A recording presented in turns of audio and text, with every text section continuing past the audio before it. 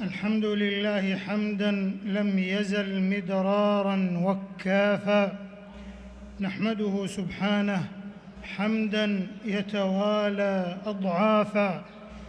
لك الحمد حمداً طيباً ومباركاً، لك الحمد مولانا عليك المعول، لك الحمد أعلى الحمد والشكر والثناء، أعز وأزكى ما يكون وأفضل.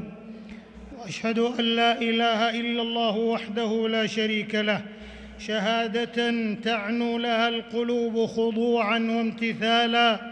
وأشهد أن نبينا وسيدنا محمداً عبد الله ورسوله، خير من عظم الله أقوالاً وأفعالاً، صلى الله عليه وعلى آله وصحبه الأولى دام فيهم الفضل هطالا، والتابعين ومن تبعهم بإحسان ما تعاقب النيران وتوالى، وسلم تسليماً مباركاً سلسالا.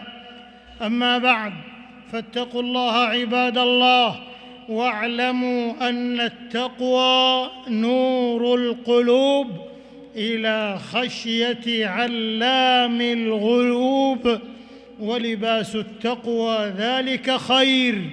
إن أكرمكم عند الله أتقاكم، إن التقى خير زاد أنت حامله، والبر أفضل شيء ناله بشر.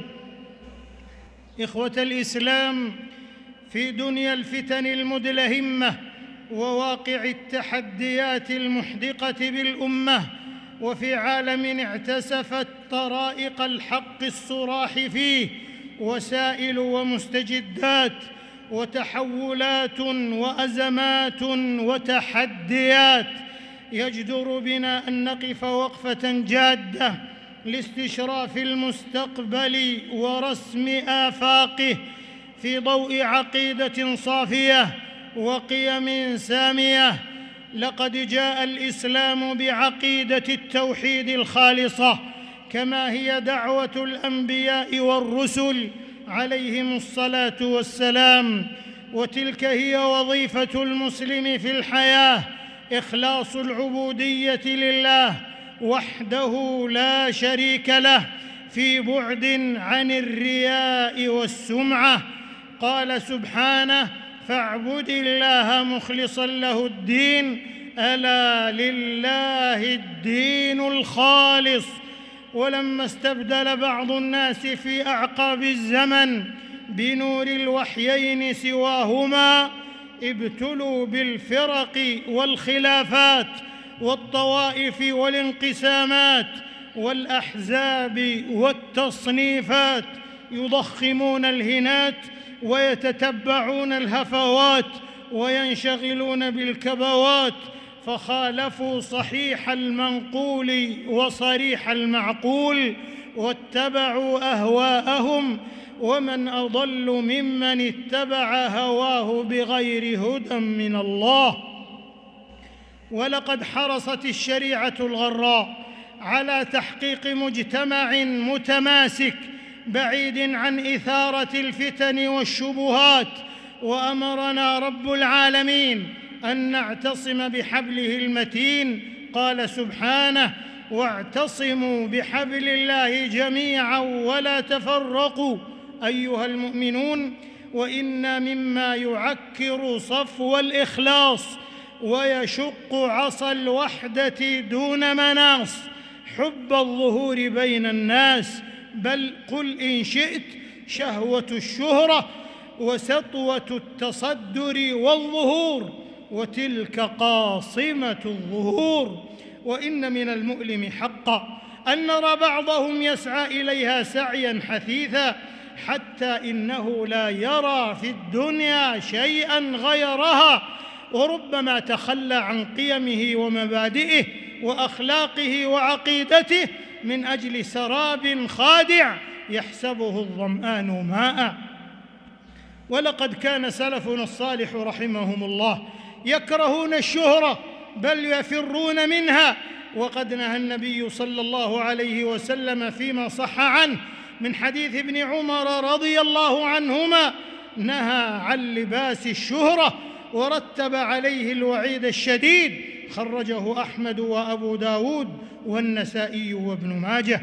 يقول سفيان الثوري رحمه الله: إياك والشهرة، فما أتيت أحدا إلا وقد نهى عن الشهرة. وقال بشر بن الحارث: ما اتقى الله من أحب الشهرة.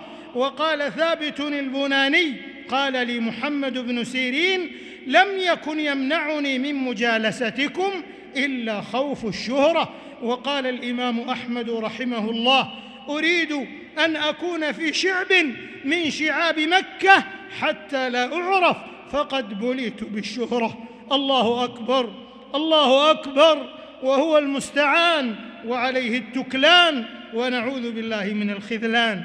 هكذا مضى سلفنا الصالح على هذا المنهاج، وكان هذا دينهم وديدنهم. فأين هذا من أقوام غلبهم حب الشهرة، خاصة في هذا الزمان الذي عظمت فيه الفتنة بمن يسمون مشاهير وسائل التواصل الاجتماعي.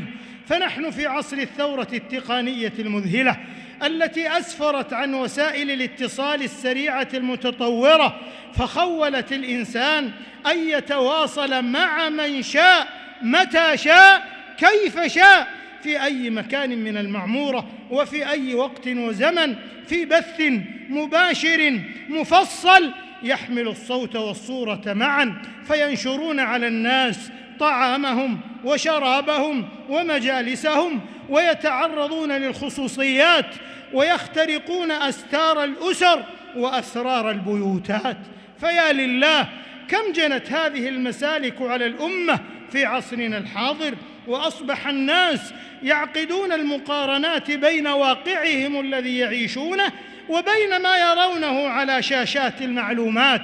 فكثرت المشكلات الأسرية، وشاعت الضغائن والأحقاد والحسد والغيرة وغيرها من أمراض القلوب وأدواء النفوس، في الوقت الذي نرى فيه كثيراً من أبناء الأمة همه في ليله ونهاره أن يكون مشهوراً أو متابعاً للمشاهير مهما كلفه ذلك، ودون النظر في عواقب الأمور ومآلاتها.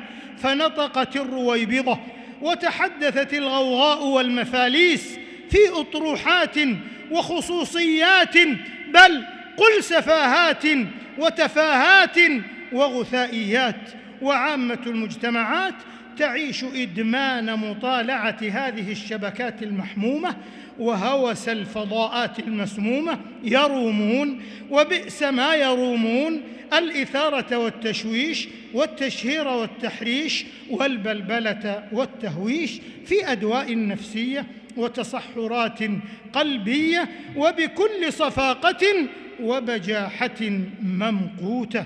إن الزرازير لما قام قائمها توهمت أنها صارت شواهين، بيادق ظفرت أيدي الرخاخ بها، ولو تركناهم صادوا فرازين.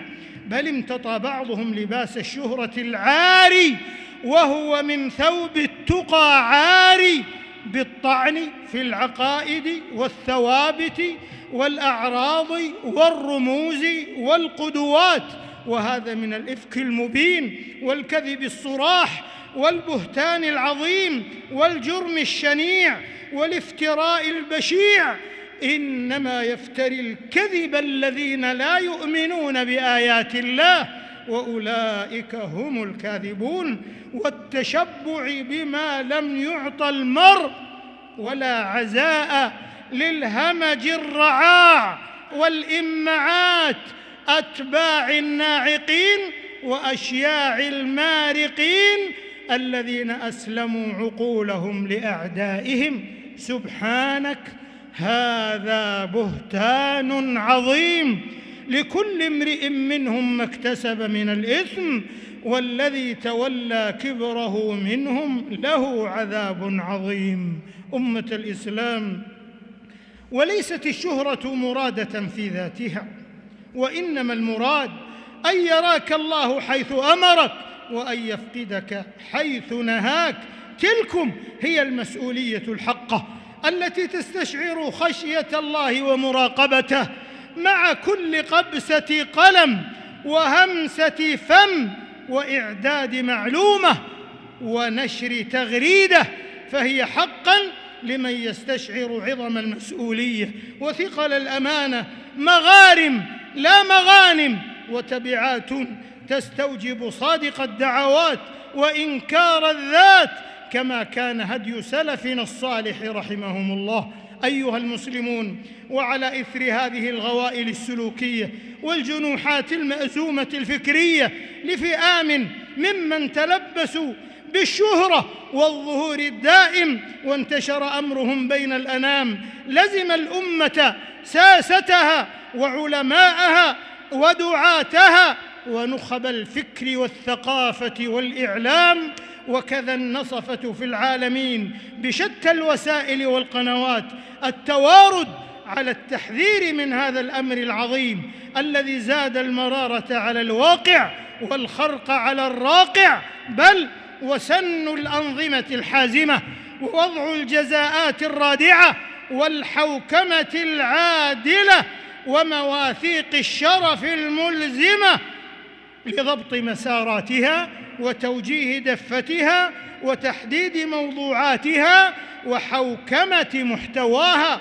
صونا للقيم وحفظا للأخلاق الفاضلة والشيم وإذكاء للذوق العام والحفاظ على البقية الباقية من المروءة، حيث خشية انحطاطها ظنت تأني البزاة الشهب عن جزع، وما درت أنه قد كان تهوينا لم يغنهم حقنا عن نهب أنفسنا، كأنهم في أمان من تقاضينا، وعند الله تجتمع الخصوم ثم إنكم يوم القيامة عند ربكم تختصمون. أيها المشاهير، يا من ابتليتم بالشهرة، يا من لكم مكان ومكانة في نفوس الأتباع من خلال الاستكثار من المتابعين والشهرة الإعلامية والتقنية، اتقوا الله في أنفسكم ومتابعيكم وأطروحاتكم، واعلموا أن الشهرة ابتلاء ولها ضوابطها ومحاذيرها. تجافوا بعزائمكم عن المعرات والإهمال، واسموا بصدقكم وإخلاصكم عن الإثارة والمطال، واستمجدوا بهممكم عظيم المقاصد والطموحات الغوال. استثمروا الشهرة بالدعوة إلى الدين الحق وخدمة الأوطان وتنميتها وأمنها. كونوا مفاتيح للخير مغاليق للشر. سخروا الشهرة في الحفاظ على ثوابت الدين والقيم والذب عن أعراض المسلمين وبيان الحق ونصرته وأهله. ولله در مشاهير الخير والإيجابية والمصداقية والموضوعية والموثوقية الذين سخروا شهرتهم في نشر العلم النافع والعمل الصالح والقيم النبيلة والأهداف السامية. بوركت جهودهم فهم موفقون مسددون، والآخرون محرومون مخذولون مدحورون، والله المستعان على ما يصفون. أعوذ بالله من الشيطان الرجيم. يا أيها الذين آمنوا إن جاءكم فاسق بنبأ فتبينوا أن تصيبوا قوما بجهالة فتصبحوا على ما فعلتم نادمين. نفعني الله وإياكم بهدي الكتاب وبسنة النبي الأواب، وبارك لي ولكم في الوحي وبهدي مصطفى خير هدي. قد قلت هذا القول وأستغفر الله العظيم الجليل لي ولكم، فاستغفروه وتوبوا إليه إنه هو التواب الرحيم. الحمد لله حمدا حمدا، والشكر له شكرا شكرا، وأشهد أن لا إله إلا الله وحده لا شريك له، وأشهد أن نبينا محمدًا عبد الله ورسوله أرفع الخليقة ذكرًا. اللهم صل وسلم وبارك عليه وعلى آله وصحبه والتابعين ومن تبعهم بإحسان إلى يوم الدين، بركات تتوالى وسلاما يترى. أما بعد، فاتقوا الله عباد الله، واعلموا أن خير الحديث كتاب الله، وخير الهدي هدي محمد صلى الله عليه وسلم، وشر الأمور محدثاتها، وكل بدعة ضلالة، وعليكم بالجماعة فإن يد الله مع الجماعة، ومن شذ في النار. إخوة الإسلام، ولا تتحقق أهلية من ذا عصيته وانتشر في الناس اسمه ورسمه إلا بتحقق المسؤولية في أجلى مظاهرها، فكلكم راع وكلكم مسؤول عن رعيته. خرجاه في الصحيحين من حديث ابن عمر رضي الله عنهما، يتوج ذلك بمعاقد الصدق والرفق والحلم والحكمة وصالح الأخلاق والقيم. ألا وإن من فضل الله عز وجل وعظيم آلائه وجزيل نعمائه ما من به على هذه الأمة من تمكين الحرمين الشريفين، وما ينعمان به من أمن وأمان وراحة واطمئنان، وما هيأ لهما من قيادة أريبة حكيمة تشرف بخدمتهما ورعايتهما، وتلك شهرة الخير بحمد الله، وتقدم لقاصديهما منظومة متكاملة من بديع الخدمات لتحقيق جلائل الآمال والطموحات. وتستمر المسيرة المعطاء مع بداية عامها التاسع والمديد بإذن الله في خدمة الإسلام والمسلمين في شتى البقاع ومختلف الأصقاع. وهنا تؤكد البيعة الشرعية على السمع والطاعة لولاة أمرنا أعزهم الله ونصرهم، وعلى الكتاب والسنة عقيدة وعبادة وقربة نتقرب بها إلى الله، وثقة فيما عنده سبحانه في نأي بالنفوس عن المهاترات والتطاولات والملاسنات والمزايدات، وزم لها عن الانسياق وراء شنيع الشائعات والأراجيف الكاذبات والحملات الممنهجة المأجورة المفضوحة المدحورة ضد الإسلام وأهله وهذه البلاد وقادتها وعلمائها. إنا لقوم أبت أخلاقنا شرفاً أن نبتدي بالأذى من ليس يؤذينا، ولجميل ستر الله علينا كم يطلبون لنا عيباً فيعجزهم، ويأبى الله ما يأتون والكرم. وقل للعيون الرمد للشمس أعين سواك تراها في مغيب ومطلع، وسامح عيوناً أطفأ الله نورها بأهوائها لا تستفيق ولا تعي.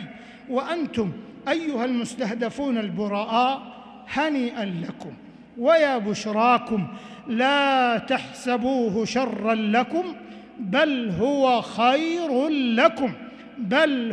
خير لكم في دينكم ودنياكم، صبر ونصر وثقة ورفعة ومضاعفة للحسنات ورفعة للدرجات، وتلك ضريبة النجاحات والامتيازات، والطريق سابلة والسنة ماضية والحق يعلو ولا يعلى عليه، فأما الزبد فيذهب جفاء، وأما ما ينفع الناس فيمكث في الأرض، بل نقذف بالحق على الباطل فيدمغه فإذا هو زاهق، ولكم الويل مما تصفون. وبعد، معاشر الأحبة، إن من أشرف أعمالكم وأزكاها عند بارئكم كثرة صلاتكم وسلامكم على نبيكم المصطفى الصادق الأمين إمام المتقين ورحمة الله للعالمين، كما أمركم بذلك ربكم رب العالمين. فقال تعالى قولا كريما في كتابه المبين: إن الله وملائكته يصلون على النبي يا أيها الذين آمنوا صلوا عليه وسلموا تسليما. عليك صلاة بحرها يتدفق وأزكى سلام نوره يتألق، عليك منا صلاة فاح عبيرها ومن الورى أزهارها تتفتق. اللهم صل على محمد وعلى آل محمد كما صليت على إبراهيم وعلى آل إبراهيم إنك حميد مجيد، وبارك على محمد وعلى آل محمد كما باركت على إبراهيم وعلى آل إبراهيم في العالمين إنك حميد مجيد. وارض اللهم عن الخلفاء الراشدين والأئمة المهديين أبي بكر وعمر وعثمان وعلي، وعن الصحابة والتابعين ومن تبعهم بإحسان واقتفى يا خير من تجاوز وعفى. اللهم أعز الإسلام والمسلمين، اللهم أعز الإسلام والمسلمين واحم حوزة الدين، واجعل هذا البلد آمنا مطمئنا سخاء رخاء وسائر بلاد المسلمين. اللهم آمنا في أوطاننا، اللهم آمنا في أوطاننا، ووفق أئمتنا وولاة أمورنا، وأيد بالحق والتسديد إمامنا وولي أمرنا. اللهم وفق إمامنا خادم الحرمين الشريفين وولي عهده رئيس مجلس الوزراء إلى ما فيه عز الإسلام وصلاح المسلمين، وإلى ما فيه الخير والرشاد للعباد والبلاد، واكتب لهم التوفيق والتسديد والعون والتأييد، وجميع ولاة المسلمين يا رب العالمين. اللهم احفظ علينا عقيدتنا وقيادتنا وأمننا واستقرارنا ورخاءنا، ووفق رجال أمننا والمرابطين على ثغورنا وحدودنا. اللهم تقبل شهداءهم واشف مرضاهم وعاف جرحاهم وسدد رميهم ورأيهم وانصرهم على عدوك وعدوهم. اللهم اغفر للمسلمين والمسلمات وألف بين قلوبهم وأصلح ذات بينهم واهدهم سبل السلام، وجنبهم الفواحش والفتن ما ظهر منها وما بطن، وأصلح أحوالهم واحقن دماءهم، وكل المستضعفين في كل مكان يا رب العالمين. اللهم فرج هم المهمومين ونفس كرب المكروبين واقض الدين عن المدينين واشف مرضانا ومرضى المسلمين. اللهم احفظ مقدسات المسلمين من عدوان المعتدين. اللهم اجعلها شامخة عزيزة إلى يوم الدين. اللهم من أرادنا وأراد الإسلام والمسلمين بسوء فأشغله بنفسه ورد كيده في نحره، واجعل تدبيره تدميرا عليه يا سميع الدعاء، وأدر عليهم دائرة السوء يا رب العالمين. اللهم اجمع كلمة الأمة على الكتاب والسنة يا ذا العطاء والفضل والمنة. لا إله إلا الله العظيم الحليم، لا إله إلا الله رب العرش العظيم، لا إله إلا الله رب السماوات ورب الأرض ورب العرش الكريم، لا إله إلا أنت سبحانك إنا كنا من الظالمين. اللهم إنا نبرأ من حولنا وقوتنا ونلجأ إلى حولك وقوتك، كن لنا نصيرا وظهيرا، أنت حسبنا ونعم الوكيل على أعدائك وأعدائنا. ندرأ بك اللهم في نحورهم ونعوذ بك من شرورهم. اللهم احفظنا من بين أيدينا ومن خلفنا وعن أيماننا وعن شمائلنا ومن فوقنا، ونعوذ بعظمتك أن نغتال من تحتنا. أنت حسبنا ونعم الوكيل، ولا حول ولا قوة إلا بك. اللهم اصرف عنا شر الأشرار وكيد الفجار وشر طوارق الليل والنهار، واحفظنا من كيد الكائدين ومكر الماكرين وحسد الحاسدين وحقد الحاقدين يا أرحم الراحمين يا أكرم الأكرمين يا رب العالمين. اللهم أنت الله لا إله إلا أنت، أنت الغني ونحن الفقراء. أنزل علينا الغيث، أنزل علينا الغيث، أنزل علينا الغيث ولا تجعلنا من القانطين. اللهم أغثنا، اللهم أغثنا، اللهم أغثنا، اللهم أغثنا غيثا هنيئا مريئا مريعا سحا غدقا طبقا مجللا نافعا غير ضار عاجلا غير رائث. اللهم سقيا رحمة لا سقيا عذاب ولا بلاء ولا هدم ولا غرق. اللهم أنبت لنا الزرع وأدر لنا الضرع وأنزل علينا من بركات السماء وأخرج لنا من بركات الأرض يا سميع الدعاء. ربنا آتنا في الدنيا حسنة وفي الآخرة حسنة وقنا عذاب النار. ربنا تقبل منا إنك أنت السميع العليم وتب علينا إنك أنت التواب الرحيم. واغفر لنا ولوالدينا ووالديهم وجميع المسلمين والمسلمات الأحياء منهم والأموات إنك سميع قريب مجيب الدعوات. وآخر دعوانا أن الحمد لله رب العالمين.